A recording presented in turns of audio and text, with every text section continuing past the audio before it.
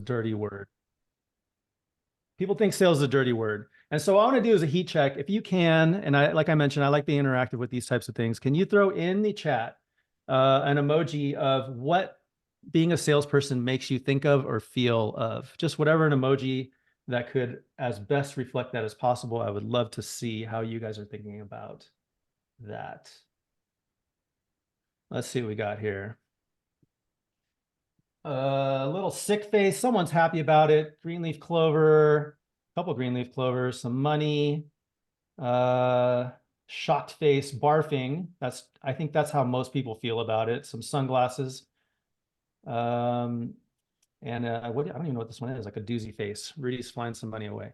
Cool. So, I mean, I do think we are in the day and age where people are a little more sophisticated about their understanding of sales. If I would have done this seminar when I took it in 2015, a lot more people are feeling nervous, shy, grossed out, disgusted, like just a whole bunch of negative emoji type words about sales.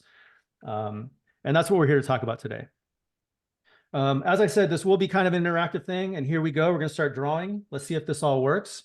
So here's one thing you need to think about with your business is over time, and here's you today. Most people think without doing work, they end up here. Okay, over time.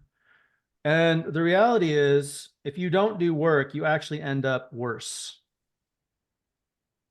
And that's because there's all kinds of downward pressures, and no matter what it is in life, whether it's your fitness, whether it's your relationships, whether it's your business, whether it's your sales acumen, whatever it is, if you don't actually actively put in work, you're always getting worse because the competition's getting better at a bare minimum, right? Things are getting more competitive in general. So in general, if you're not putting in work, you're going down. And what you actually have to do is you have to think about putting in the work, which includes expanding your knowledge, your education, your acumen, practicing, all of these things to get better. 10, please, better. Okay. Now, this general framework, like I said, works for everything. They steal my models. I actually want you to think through this because one of the things about sales, which you'll start to learn in this process, is people learn visually. So if you bring someone to the gym and they see someone work out, that's better than you sitting at a coffee shop telling them what working out looks like. Okay. And there's going to be all kinds of examples of this in general, but this model right here can be completely stolen and taken into your gym and say, this is why you actually have to work with a coach. Because if you don't put in time and effort and energy with somebody who knows what they're doing, you're automatically getting worse every day. You're not going to stay the same. Okay. So time decays everything. And in general, the way we need to look at sales is it is basically a broken model. And if you think about it, try to think of one of those icky sales situations that came up. You wanted to buy, like we'll use a car salesman. This is the easiest one. Like you want to buy a car. That's why you're there. And the salesperson comes up to you and then you do everything you can not to let them sell you a car. This just shows you how broken the sales model is. And this is because in general, somebody comes up with an idea for a product, something to sell. And then they basically go down this route of like, how do we package it up? How do we price it? How do we market it? How do we sell it to a customer? And when you look at it from this lens, the customer is last in the whole situation of everything. And this is one of the things, like Danielle's heard me say it on stage. Everyone will hear me say it. Like anyone who puts the customer last is dead in the competitive market. You can't do that. But what most people do is this. And what does that make the customer do? It makes them feel pretty icky about the whole situation. Now, what's happened recently, and by recently, I mean like in the last 50 years, is marketers have figured out that customers don't like that, and they've actually put them in the front. And then they're saying like, okay, we'll ask the customer what they want. We'll ask the customer how they feel, and then we'll build the product, and then we'll market it, and then we'll price it, and then we'll package it, and then we'll make money. But the problem is, it still puts the customer last because they're just trying to extract money after trying to understand what the customer wants. A little bit better, but still not great.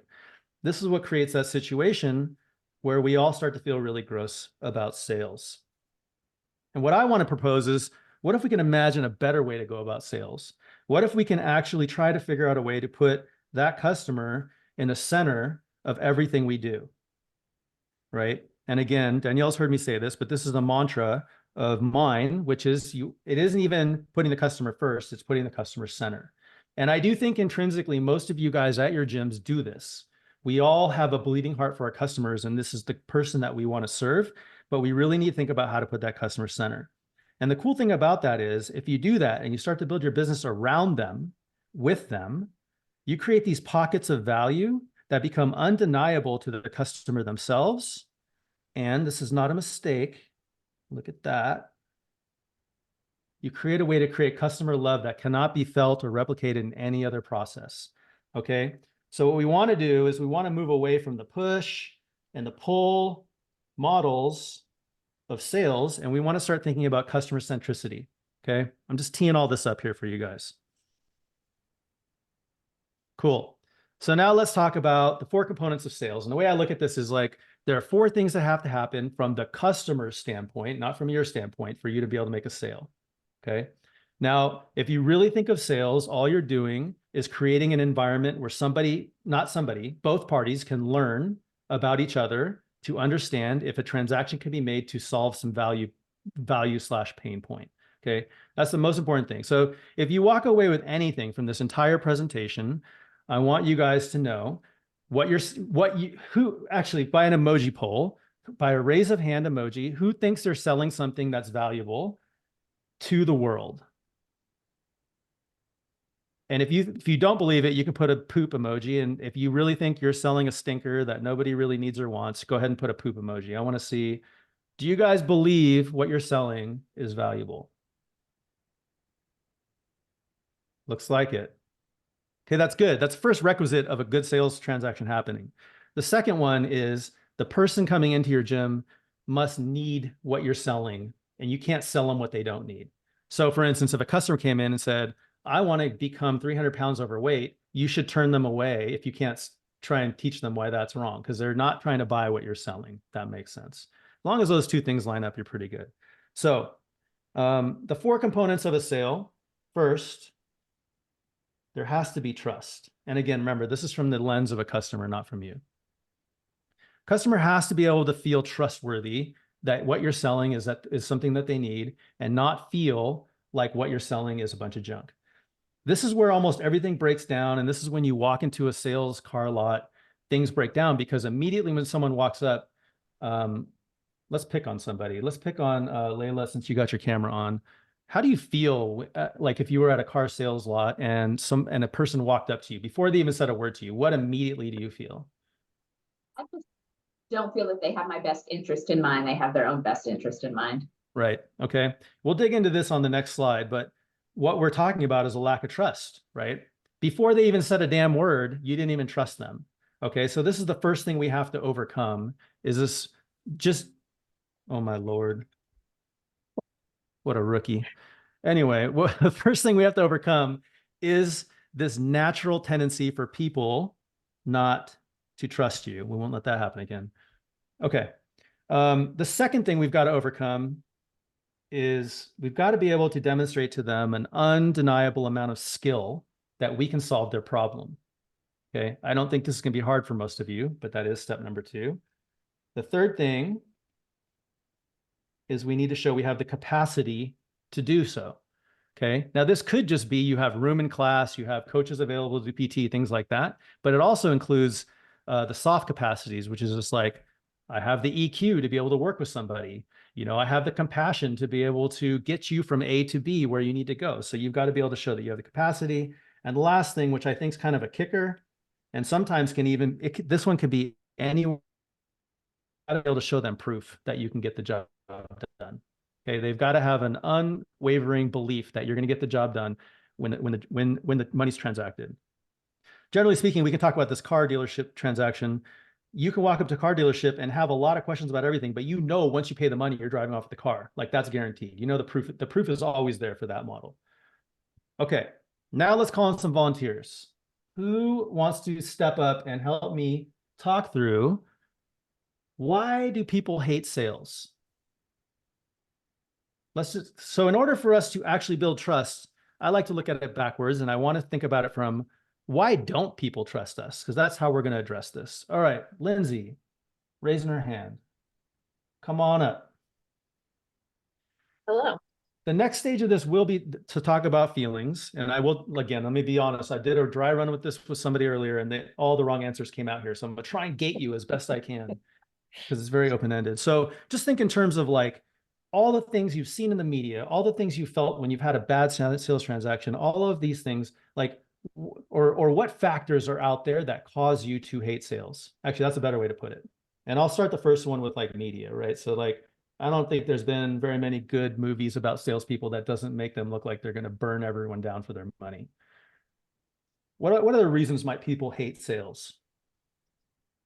They might feel they're being manipulated. Okay, I'm going to put that in the feelings bucket. That's a good one. But we're going to get there next. Okay, manipulation is one. That's okay. This is what happened in my dry run. So that's what I'm trying to narrow. So like, what external forces to you made you realize sales is gross?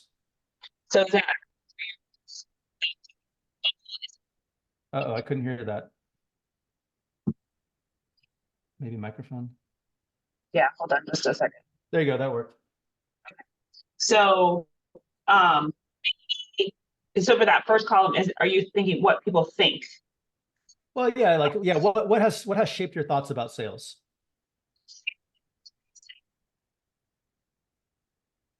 That the person doesn't have my best interest at heart. It's their best interest at heart, like you already said. Yeah. So, I mean, in real, okay, so I'll walk through these because again, I've already screwed this up once and it's probably more about how I'm framing it. But like media shapes our opinion on sales. We've had past experiences, right? Maybe a friend of yours told you about how they got ripped off on something. Mm-hmm. Friends, yeah, right? So you can see like throughout our world, we have all of these negative forces pushing on us about sales. Like who has ever come up to somebody with, well, honestly, in today's day and age, this is starting to happen. Like I bought a Tesla before. If someone asked me how buying a Tesla is, I'll say that sales experience was amazing. So like we're starting to see companies get it and flip it. But if you go back to like the 1990s, I don't know if I'm dating myself or whatever, but in general, all experiences that have, all worldly experiences we have of sales are negative. And you have to remember, every person out there feels that way. Okay. So now let's jump over into the feelings component, and we'll stick with you, Lindsay. Hopefully your microphone holds up, but this is the fun one. So if you think of think back to what is a sales experience you've had recently that was just shit awful? that was awful. I shockingly have not felt like I've had awful sales experiences lately. Like Okay. but I go into the sales process feeling like I already know that I'm gonna buy it. Okay. Then let's talk about, then let's role play and let's think about a typical person walking into a typical mall or whatever, and they're looking at something and a salesperson approaches them. I think in general, it's fair to say people have this level of anxiety that just hits them immediately. Like, what do you think they're feeling? Okay, so when I go into Costco, there's the AT&T people. I don't want to talk to the AT&T person because I'm not interested in pressured. This is like an unwanted interaction that I don't want to be a part of. Okay. I also think that it feels like they're there for their commission, not to help me.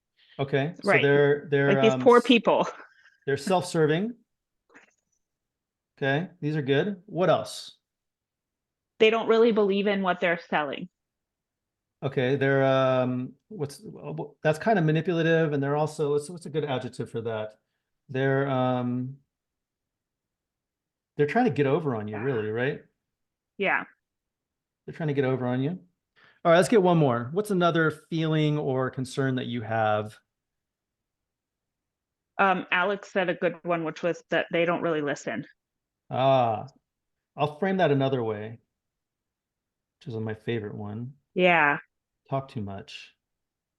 Okay, cool. So here's this to me was the game changer for that 2015 seminar I did. You know, if I took one thing from it, this is the easiest thing to take and is actually the most powerful. So realizing that people naturally have anxiety, they feel manipulated, they feel like you're going to pressure them, they feel like you're going to talk too much, they feel like you're talking to them when they don't want you to talk, right?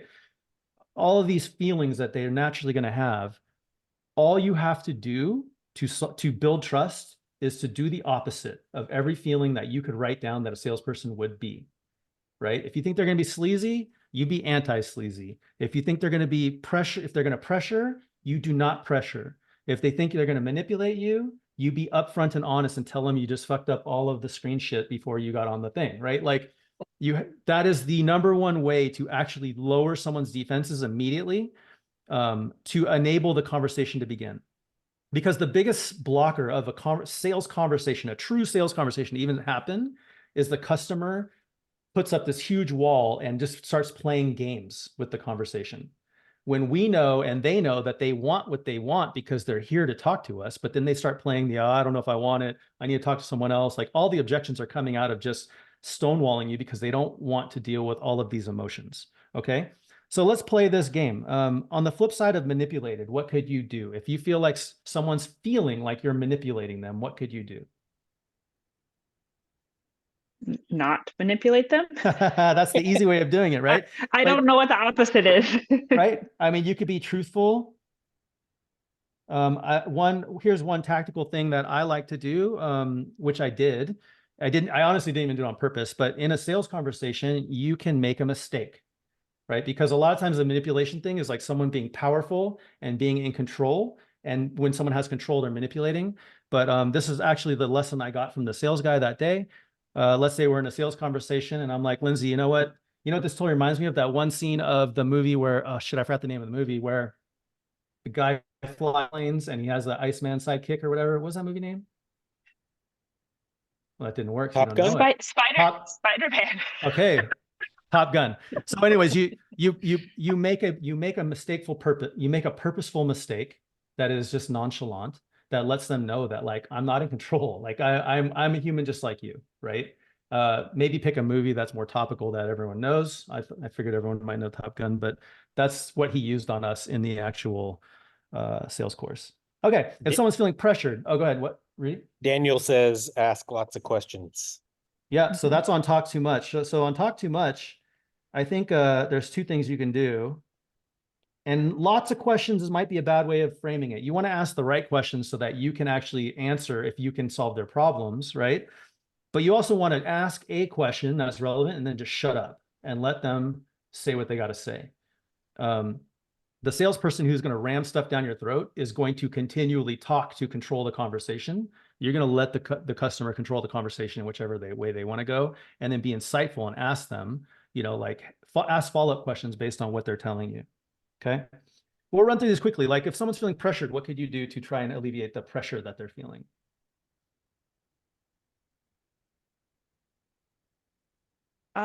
You could say that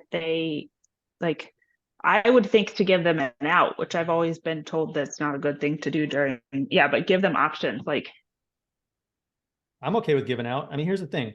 If you believe in what you're selling, you don't give them an out, like just do the no sale like I did, right? But basically the idea is you take the foot off the gas. Like, hey, Lindsay, like, I don't even know if PushPress is the right gym management software for you. I need to talk to you more about this. So like, if you're feeling pressured, don't, because like, I just need to figure this out too. Because I've referred a lot of people to Wodify over the years. Wodify might be the choice for you.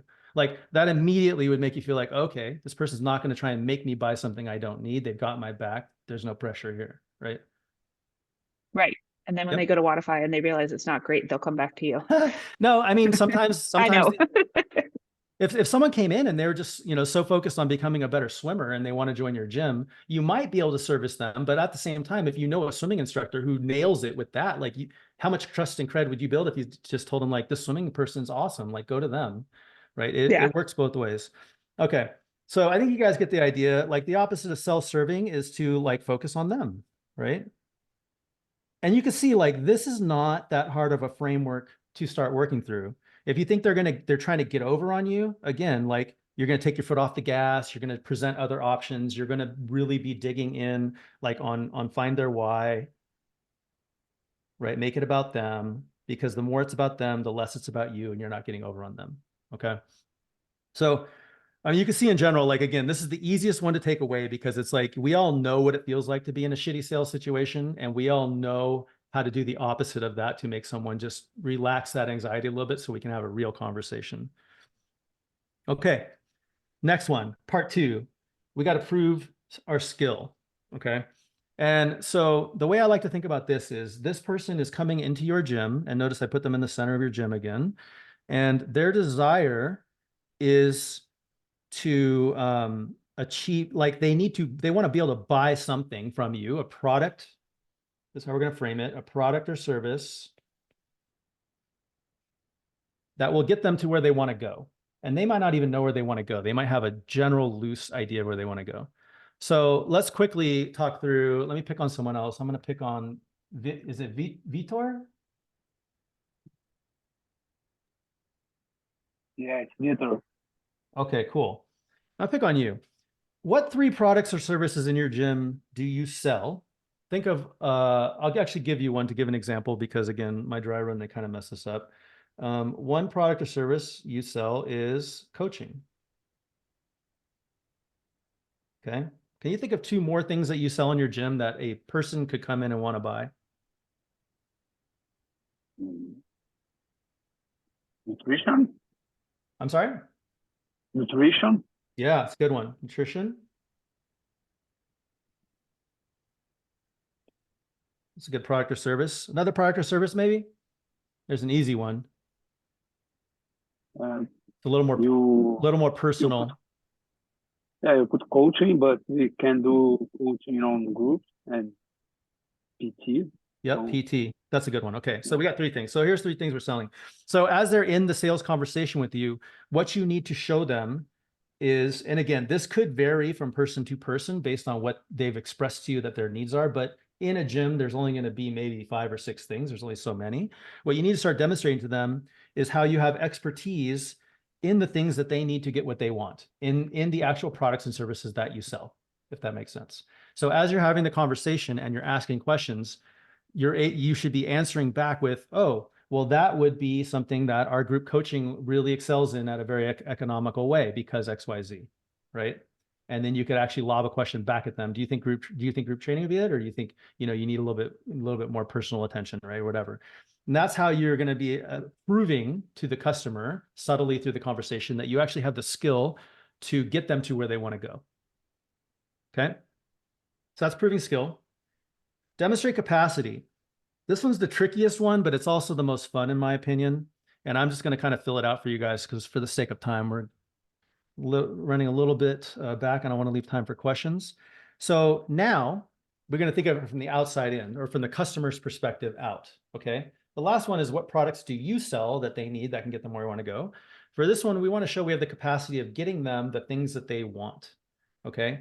And what they generally want is going to be, better fitness. They're going to want like, let's just put out a couple of things that people might want. They might want to lose weight. They might want to get stronger. They might want to compete in a sport or something, right? These are the things that they want. And now we need to demonstrate that we've got processes and systems in place that's going to get them there 100% without a doubt. Okay, this is going to close up the question marks of, can you get me there? So let's say I want to lose weight. That's a common one. Okay, so I'm going to present to them, and remember this model. This is my favorite model. Well, in order for you to lose weight, we've got accountability systems in the gym, super important. Like I'm sure you've tried to lose weight over the last, in the conversation, I probably dug this out already. Like you told me you've tried this for a decade, and what you're probably lacking is a combination of a few things, which is, an accountability system. Part of that accountability, which we actually think is important, is our community. And lastly, like we have a pretty solid onboarding process, right? And then from there, to prove that you got all this handled and to show them without a doubt that you know how you're going to get them there, you can actually build this, what I call this flower model. And again, you feel free to steal this for your sales conversations. And we're going to outline 3 things in every bucket that we're going to do to get them there. Okay. So let's go work on accountability. I'm going to group source this in your gym. What systems or processes or mechanisms do you have in place that will help somebody with accountability problems? Go ahead and write that in the chat, and we'll crowdsource this one to see what you guys got. So you guys are working through this with me. What things do you have? What mechanisms, processes do you have in your gym that help people with accountability? Man, this is gonna be hard to read. My handwriting's bad, but Committed Club is a good one. I'll try using a smaller pen. Okay, so you've got a coach check-in process. That's good. Oh, that's better. Coach check-in. A CSM, good. Attendance report, so like an at-risk type thing. So I'll call that a check-in. Coach registers you for the first 10 classes. That might even be more onboarding. These are good. Reaching out to someone to show up. Yeah, so we'll just call it like an at-risk reminder. At-risk is more, you don't want to use that in a sales call, but I'm going to put that for now. That's more from the lens of you, right? They're at risk for churning your gym, but you can just say like, hey, we got people watching this, or people are going to check in with you based on things, okay? Now let's move over to onboarding. In my opinion, onboarding is one of the actually most critical parts of sales and success of a person, you know, in any business. Let's do the same thing. In your gyms, what do you do to help people onboard or at least understand like baselines, or, you know, understand where they're starting from and where they can get to? Goal reviews is a good one. I like that. Because part of the goal review process is setting up a baseline and understanding like, this is, you're telling me the goals and here's how we're going to get you that. Coach shadowing, that's good, right? And that also kind of plays into the idea of maybe you might have a mentor program, maybe you have a buddy club, you know, there's other different ways of doing that as well. Anyone else have anything else for onboarding? Quarterly testing. Oops. Man, my handwriting. Quarterly tests. Okay. That's a little more ongoing than onboarding, but that's a good one too. PT on-ramp, good, right? So some type of a program that's actually like safe and sane, like you're going to come in and I'm not going to throw you to the wolves. Like it's contained. We have a program around how you're going to onboard. Level method, that's great. On the in-body exams, right? That's another good way to set someone's baseline and help them understand. So again, as you're talking through the process, this is as you get deeper into the sales consultation, you're saying like, here are all the things we're going to do to set you up for success, right? Here are all the things we're going to do to hold you accountable to the goals you're telling me you want. And finally, like community, right? Like a lot of people don't come into these gyms expecting community to be part of the product or what we're, you know, one of the important things we're selling. But I do think it's important to bring up because it does touch on the accountability thing. What are some things in your gyms you guys are doing to promote community? Let's use you guys again. Committed Club. I actually do believe that's cross, right? Like, so it does work on both, but I do think a Committed Club does foster community as well. Quarterly events, cool. Like social events, right? People do find more success when they're hanging out with people they like. Friday Night Lights, that's a good one. FNL, right? Once a year, but really powerful. Ambassadors to check in with new members, in-house competitions, that's a good one. Competitions, right? So again, remember, if you lay all these things out ahead of time, and as you're sitting through a sales consult with someone, you can start to break these out just from memory. Like, oh, you're super into, you know, having a coach work with you on premises. Here's what we do. Here's how we do that. You know, like, and you lay these things out because you're solving their problems directly. Okay, so that is demonstrating capacity. The last one, showcasing proof. And here's where everything might blow up, and we're going to see if it does or doesn't. I actually borrowed Chris Williams from CFT Fitness, who I believe is here, his sales binder for this. And let me actually, by a show of hands or some emoji in the chat room, who here, actually, let's do thumbs up, thumbs down. If you have a dedicated sales area in your gym where you work through sales conversations with people, give me a thumbs up. If you do not have that yet, give me a thumbs down. One thumbs up, two thumbs up, 3, 4, good. 5, 6, cool. We got some sales rooms. I will admit, when I opened my first gym, sales room was a luxury and we did not have one. My second gym, we did. It is something that's easily overlooked, but what you do need to realize is to effectively sell people into becoming a gym, sometimes you've got to talk about what they really, really value and what they really, really want. And for a lot of people, that could be something very private. Okay. So having a sales room is super important, but not only does it foster the conversations that you need to have in order to make sales, the most important thing, or one of the most important things I think about a sales room, is it becomes a low-key way for you to demonstrate all of the proof that you have in your business about how great you are. Now, what does that mean? Coaching certifications, committed club plaques, competitions you've won, transformations that you've done, member reviews on the wall, like awards, local awards you might have won. All of those things need to be in one concentrated area where a person is just sitting there staring at it over your shoulder as they're talking to you. What I do see when I walk into gyms is like, you might have one plaque at your front desk, one plaque by the water cooler, one thing here and there.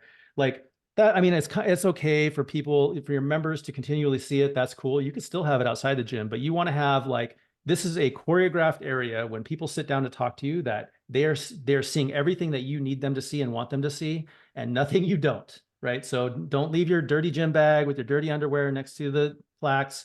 None of that stuff. Like, sales room is sales room. Okay. The other cool thing that I don't, oh, actually, let's do this emoji chat again. Who in the emoji thumbs up, thumbs down has a sales binder that they walk through somebody with when they're making a sale? Chris Williams does, because I'm about to show you his. This is great. If I swear to God, if I would have asked this question a decade ago, people would have asked me what a sales binder was. Okay, this is good. Okay, cool. So I'm not going to show you anything revolutionary here, but I am going to share Chris's sales binder, who was so nice to share this with me today. And what this is again, a dual purpose thing. Here's another hack I'll give you guys real quick. When you go through the sales binder, do not sit across the table from them. Sit next to them, okay? We want to be working with them and have all of the body language of working with them, as opposed to working across the table from them. But, okay, so we're going to go through this. So this is just your standard sales binder, what they do, a little bit of like how we do it, how long we've been around. This is cool, right? Like, we're doing it for you. We got a little bit of social proof here. And so just imagine I'm actually going through this sales conversation. I'm blasting through it here, but imagine this is me. This is how we do it at CFT. We give you the no sweat intro, and then we're going to do some prescriptive work. We're going to get you through foundations, blah, blah, blah. This is how Safe and Sane going to work for you. We make sure to work on nutrition, yada, yada, yada. Here's our schedule. Do any of these times look like they'll work for you? Make sure you get that objection out of the way up front, right? Let's talk about some plans we got. And this is when, and so, we have to be careful. We have to be careful when we're salespeople. We don't want to be sleazy salespeople, but we have to enable the psychological process to happen, right? And if I was running sales at Chris's gym, this is when I would have it scripted. So when I get to this point of the conversation, I would tell someone to come and interrupt me, and I would leave the room, and I would let them flip through the rest of the deck themselves, because they will, and they will see nothing but the good stuff.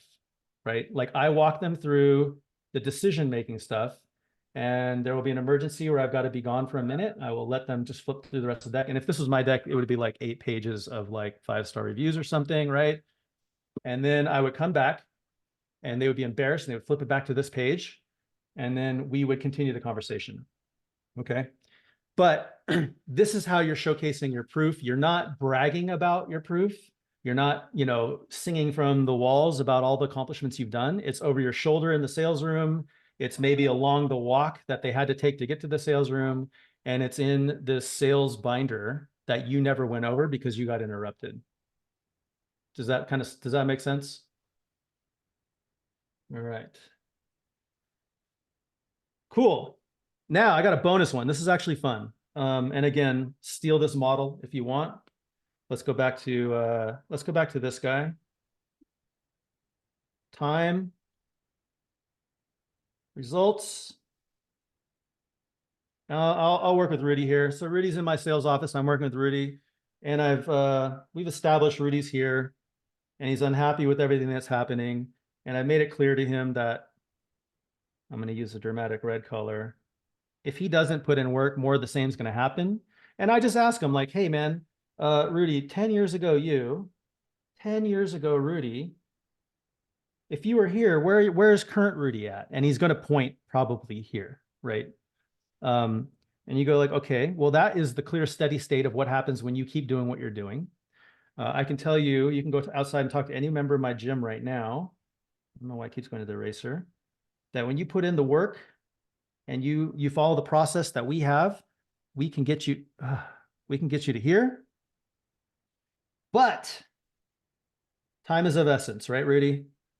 Time matters.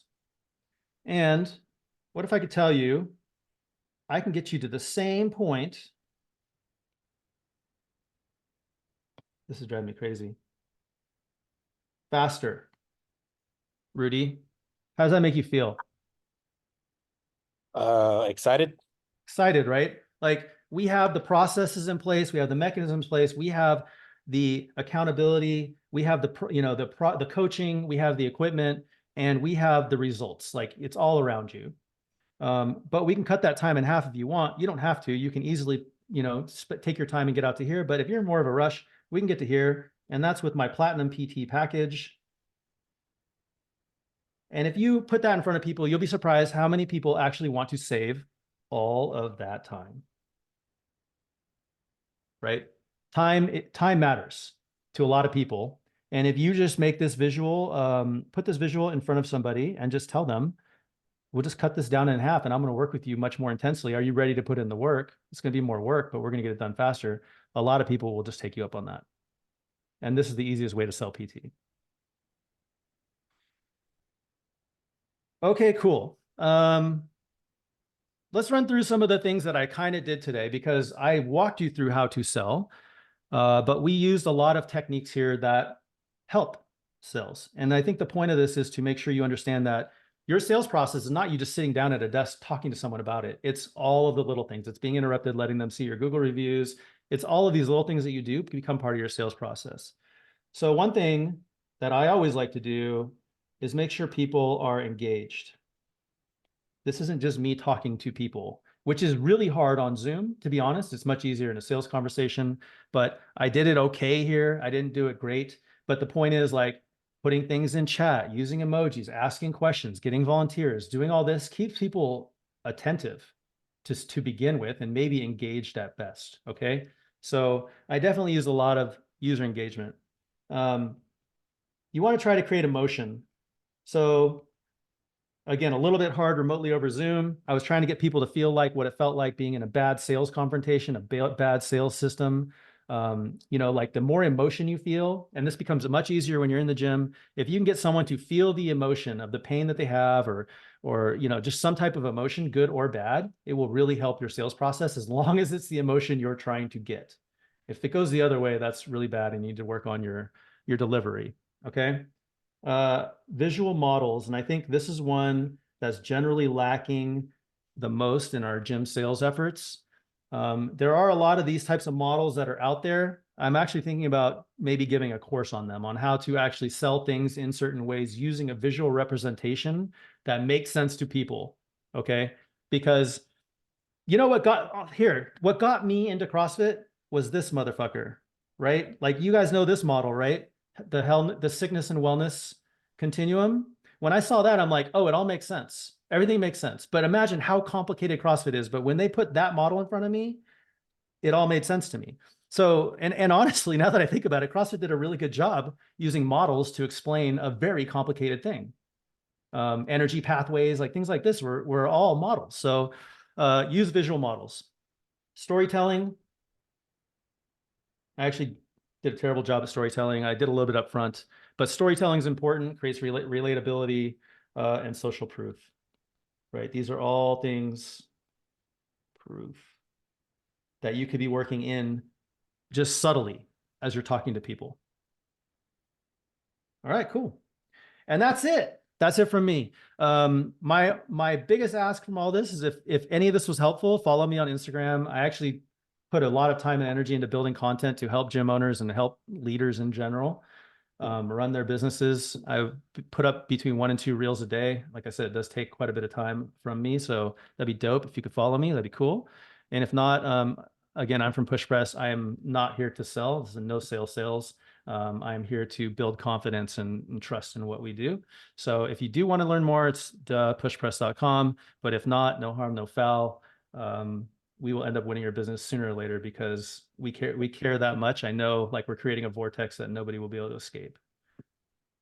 Cool. Any questions? Did that help at all? Did I pick the wrong one? Danielson, yeah. Any questions in any of this? Any comments? Any feedback? Don't be shy to ask, because I do have a saying. A lot of times in these types of situations, it's not what's taught, it's what's caught. So a lot of times, like, I could say all this stuff and someone will ask one question and we can answer in a certain way that all of you guys will walk away with something amazing. So, like, do not hesitate asking a question. Man, who would like to learn how to use models more effectively?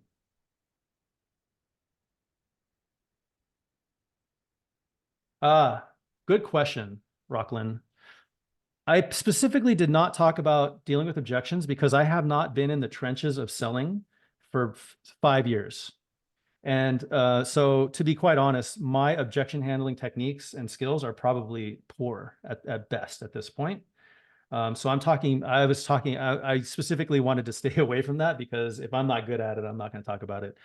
I will say this, that a lot of objection handling, if you're a good salesperson, is handled before you get to the objection phase. Okay. There's another. Yeah, you touched on it, right? And so one thing that we do at my gym is on the slideshow, the slide deck, we get to the page where it's all the classes, the class times, and it's which time works best for you, or which times work best for you. That way they can kind of have a home base. Before I need to talk to my spouse, you ask the question, right? What is you find out through the ice breaking that they're married. What is your significant other think about you being here right now? Are they excited for you to start working on your health and wellness? So now they can't rely on that out at the end, because they've already said, oh, they're behind me all the way, type of thing. So yeah, address all the things that you typically hear before they're able to use it as an excuse. Yeah, I think one of the easier ways to think about this is, like, you wouldn't show up to a workout if you were really serious about training and just do it. And I think a lot of people just show up to a sales calls and just do it. But if you really can believe that sales is important for your business, and you really believe that your business is selling something that's important to your community, and therefore you need to become a salesperson, what you just learn from everything. So, like Rudy said, if someone comes up with an objection that you don't understand how to handle, you sit down and write that down and think about, what questions can I ask? How can I bring this up during the sales conversation so that this can be handled before it becomes an objection, right? And it becomes an iterative process. It's okay if you fail a bunch of sales things, as long as every time you fail one, you're taking something from it and making the next one better. Mm-hmm. Hey guys, I was gonna chime in about objections. So for me, I did some test cases with some coaches and just like had them role play objections, and it was super helpful. Just for my coaches to get comfortable with that, and then with me to get comfortable to handle objections. And we went like way different ends of the spectrum, but it was super helpful to role play. Role playing is huge. So role playing and sales, I hate the word sales script, but really it's kind of like understanding where you need to go. It's like a map. Let's call it a sales map. That feels a little less offensive. But when someone's taking it a certain direction, you need to get them back on the trail, or you need to take them down a new trail. So all of these things come with practice and experience. So role playing is huge with that, because you'll start to uncover where you fail in the sales process before it's a real person in your gym that you're missing. It always feels weird, though, to be honest. Ponciano, did I say that right? You had a question? Yeah, that's right. I was wondering, how true do you think it is that if somebody like finds you on Google, calls you, sets up like they just want to take a tour of the gym or an intro, like they've already committed to buying, but then they change their mind at the last minute. It's something like, should I have a script to begin with and then change the script depending on how many times I fail at that, or like that I don't close a sale, or like, you know, is it mostly my sales technique, or is it, you know, because I do kind of believe that they took all that effort to make their way to the gym, and somehow I dropped the ball. Yeah. I'll go ahead. I'm gonna say one thing, and then I was gonna defer it to you because I know Rudy's got probably better answers for this. What I would say, I believe in learning. Okay, and this would be a fish is off the hook, you've lost. But I would hit them back up and say like, hey, I understand like we might not have been a good fit for you, but I'm just trying to learn and get better. Be honest, right? Like, did I make you feel a certain way, or was there something that created you to you know, just disappear? You know, I would figure out a way to ask them that, because they might say like, oh yeah, I got this text and it was weird and it made me feel this way. And then you can go like, oh, I didn't know about that. And you fix it. Right. Or you can run through the role playing of like, this is the emotion they were feeling, and this is how we handle that. Go ahead, Rudy. Yeah, I mean, yes, that's definitely on the right track. I would say that, so I'll speak for myself. I was terrible at sales at first, right? But I was on a mission to get better and better and better. And it was always fine tuning. And it's using these words instead of those words, and your timing, and, you know, using the sales deck, right? That was a big game changer for me. But to speak to specifically what you said, in our industry, in CrossFit, or, you know, even just, you know, general boutique fitness, if someone is interested and they actually show up, walk through your doors, you should be selling them. And if you're not selling 85-90% of the people that walk through your doors, then something is broken in the process, because they're there to buy. They're there to buy, even if they're saying they're just shopping around or whatever. They are there to buy.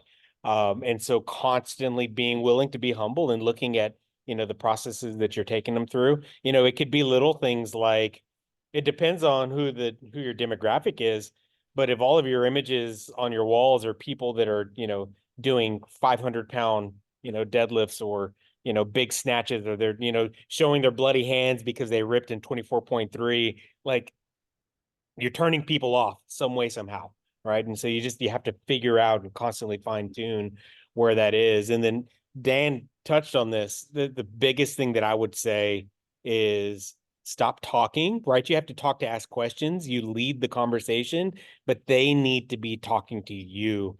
And if you've ever done precision nutrition, there's a whole chapter on the 5 whys. Why is it important to you? But why is it really important to you? And why is that aspect important to you? Like, you dig and you dig and you dig, and you're trying to get to the root cause, because everyone tells us 20 pounds, right? I want to lose 20 pounds. Well, why do you want to lose 20 pounds? Well, because my husband doesn't look at me the same way, or my wife doesn't look at me the same way. Like, why is that important? Like, you keep going. And if y'all have been doing this long enough, I mean, people are crying in the office with you because they finally are, you know, feel comfortable being vulnerable. And, you know, when you can get there, then it's like, you know. Which is another reason why having a sales office is super critical, because if you are getting, if you can get someone to expose something so close to them that they're getting emotional over it, then the sale is won right there. Yeah, exactly. Hopefully that answered your question. Keep fine tuning, always Yeah, fine tune. I feel like I'm really good at sales, and I still go through like if someone leaves and didn't convert, like, where was the disconnect? What did we do wrong? I mean, it could have been my body language, right? Maybe I was leaning back or having my arms crossed and I didn't realize it. I mean, it's so many little psychological things that it could be. You got to kind of analyze everything. Yeah, I appreciate it. That's perfect. Thank you. I have a question for you guys. Yeah. And this might be for like the whole group if anyone had this question, but you did an excellent job breaking down the skill, capacity, and proof. When it comes to trust, I think as coaches, we all do this pretty well, but in terms of like having some icebreakers and building that rapport, Rudy or Dan, do you have anything in your back pocket, which is like a go-to that you use? And I know you haven't been in the trenches for a while, Dan, but Rudy, when you're meeting someone new, you might not know a lot on their background, and it's your first time. It's ice breaking. It can be challenging, but you can get good at it, right? And it's finding little ends that you have in common with these people. Like, where'd you go to high school? You know, how long have you lived in the area? All those types of just little things start to break down that wall little by little by little. And then it's also the psychological part of it is like, are you making eye contact? Are you leaning in? Are your hands visible? Or are you crossed? Are your legs crossed? Like all of those little things really do matter when you're having those conversations. Dan said it, don't sit across from someone, sit next to them. That's why Starbucks has round tables, right? They don't have square tables because they want that community feeling. They want you next to your friends or your family, right? All of those little things really, really matter. There's some real key things. Actually, if I can two off the top of my head, critical things you can find out about somebody that will immediately ice break, which is, do they have kids, especially if you do, and do they have pets, especially if you do. And even if you don't have pets or kids, as long as you have a non-abrasive feeling towards them, it's like everyone loves their pets and their kids immediately. So even if you don't have kids, like, do you have kids? Yeah, I have 2 kids. Oh, I love kids. I used to train kids. They're so fun. They bring so much energy and joy to my life, blah, blah, blah. Trust, right? Like you've already opened the door. Be careful the way that you ask that though, because it's for real. Like you can have like, it's dark. This is going down a dark way, but I just had a miscarriage. Thank you for reminding me. Like you will get that stuff. Yeah. So it's more like, do you have family in town? Well, yes, I have 3 kids. My husband's here, blah, blah, blah, blah, blah. Good Okay, point. now we can start talking about the kids. Just be careful the way you ask those types of questions. That's why I brought Rudy. Yeah. Any other questions from y'all? Hopefully you guys caught something okay here. A lot of these learning things, it's like, it's just like an hour's worth of stuff. But if you can take one thing and just be one thing better, that's good, right? Don't get overwhelmed. Well, just to wrap it up, thank you guys, Rudy, Dan, thank you for your time and thank you for everyone attending. Like I said at the beginning of the call, I'm going to be following up with an email to everyone, and I've been taking notes. I'm old school. I'm constantly taking notes on any calls like these, but I'm going to do a recap. I'm also going to include Dan and Rudy's contact information if you're looking to get directly in touch with them. And of course, if you have any questions, even if I'm not your rep, I will be happy to help you, or just make sure you're in touch with your rep. We're here for everyone. So please reach out if needed. And I'll also include the regional Instagram handle I run as well. So you could always directly shoot me a message, as well as my emails on that too. So, well, enjoy the rest of your week, guys. And congrats with all getting through the Open the last 3 weeks, on to quarterfinals. So. And I expect to see everyone here at the summit. You guys are wasting opportunity if you don't show up to those things. Those are great. So. Agreed. Well, have a great rest of your day, guys. See y'all. Take care.